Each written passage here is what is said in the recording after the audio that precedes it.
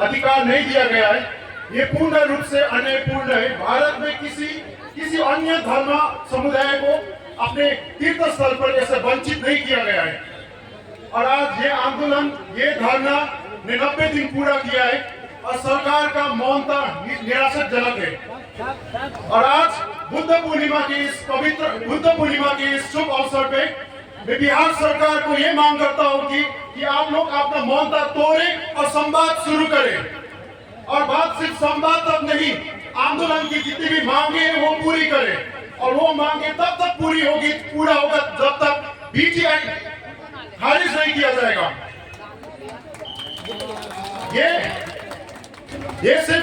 ये मुद्दा सिर्फ धर्म की नहीं, ये मुद्दा न्याय, सम्मान और संवैधानिक अधिकार का भी है।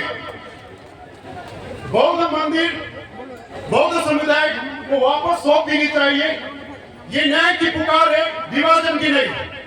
और आप सभी लोग जितने भी यहाँ पर इस आंदोलन में खड़े हैं, धरने पे बैठे, आप सभी लोगों को मैं अपने ईश्वर से यानी कि अपने गौतम बुद्ध से प्रार्थना करता हूँ कि आप सभी को शक्ति दे, आप सभी को ऊर्जा दे कि आप इस अन्याय के खिलाफ आप आगे होकर एकजुट होकर लड़ते रहे।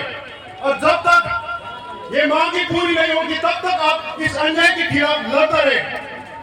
बस एक विनती है आप सबसे एक विनती है कि आप सब लोग एकता बनाए रखें।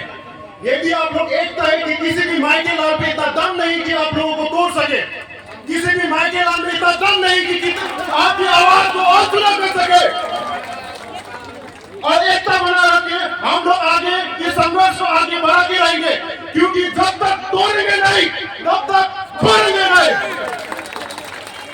मेरी यही बात करके मेरा बात यहीं पर रखना चाहता हूँ। लेकिन एक और आपसे विनती है कि आप लोग एक बार मेरे साथ एक नारा लगाइए, पूरी होश आवाज में, पूरा ऊर्जा के साथ। क्या आप लोग तैयार हैं?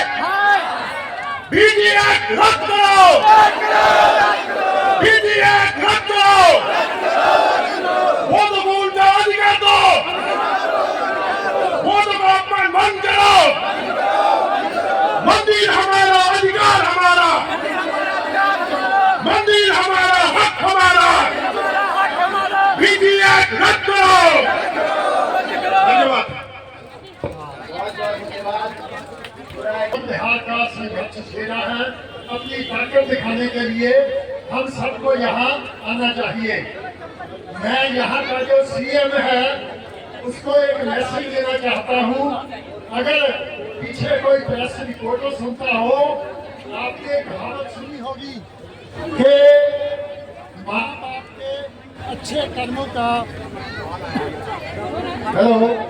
माँ बाप के अच्छे कर्मों का फल उनकी औलाद को मिलता है, और माँ बाप के बुरे कर्मों का फल जो है वो भी बच्चों को मिलता है।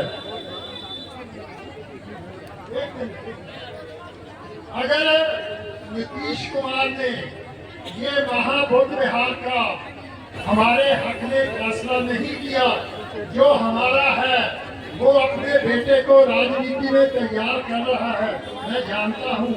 उसको ये बात सोचनी चाहिए कि अगर मैंने बौद्धों को उनका हक नहीं दिया तो जो आज यहाँ नौजवान हैं उनकी जो संतान है वो इसके बेटे को कोई भी वोट नहीं देगा, क्योंकि उसने बौद्धों के साथ बेइंसाफी की थी। और हम कोई गलत नहीं हक मांग रहे, ये हमारा हक है, उसको देना होगा। और क्योंकि पिछली बारिशवाणी में बिहार में 1 लाख वोट आए हैं, ये मैं दावे से कहता हूँ कि जो अगली बारिशवाणी आएगी उसमें 5% बढ़ जाएगा और हर बारिशवाणी में 500% बढ़ेगा।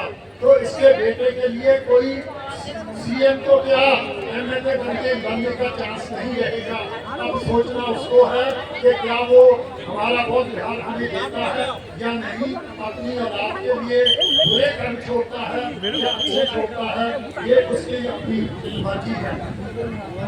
आप लोगों की उद्देश्य है, 26 देश हमारे पीछे खड़े हैं और हम अकेले नहीं हैं। मैं यहाँ पर पिछले 7 साल से रहता हूँ। यूनाइटेड किंगडम वो एक सेक्युलर कंट्री है। सेक्युलर का मतलब क्या?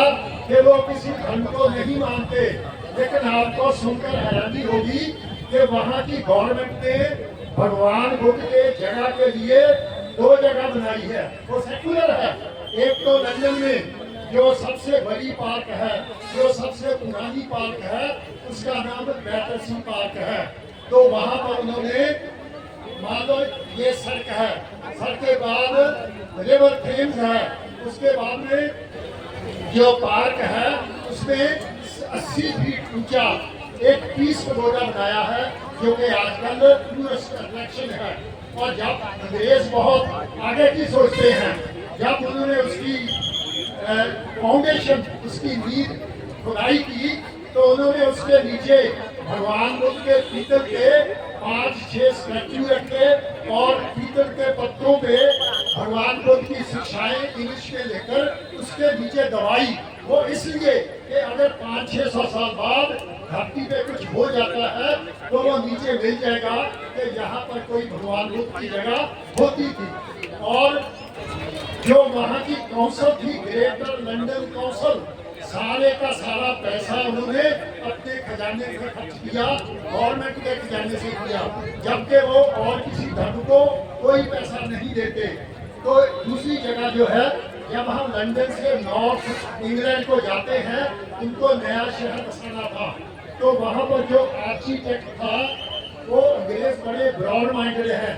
तो उन्होंने आर्किटेक्ट को कहा कि आप सारी दुनिया घूम के आओ, अगर कहीं पर आपको कोई अच्छी चीज लगेगी तो उस शहर में डालो। तो वो अंग्रेज जब श्रीलंका गया तो सूर्य डूब रहा था और वो छिप में गया। जब वो उतर रहा था तो उसको बहुत अच्छी सिनरी लगी कि वहाँ पर पीस पगोडा है, बुद्ध विहार है। तो उसने उस नक्शे में डाला कि यहाँ पर झील के किनारे एक पीस पगोडा बनाया जाए। आपने इंग्लैंड का नक्शा देखा होगा, एक मक्खी जितना है, लेकिन उस लोकल गवर्नमेंट ने 26 एकड़ जमीन देकर वहां पर पीस पगोडा एक झील के किनारे बनाया। तो ये हमारी बात यहाँ ही नहीं है। जो अंग्रेज इतने फॉरवर्ड माइंडेड हैं, वो भी अपनी जेब से पैसे खर्च के और के लिए जगह बना रहे हैं। ये हमारे लिए बहुत नाज की बात है। वो दोनों जगह का जब वो उद्घाटन हुआ तो मैं उसमें शामिल था। ये मेरे लिए बहुत प्राइड की बात है। तो मैं ज़्यादा समय नहीं लूँगा, क्योंकि अगर हम बात करें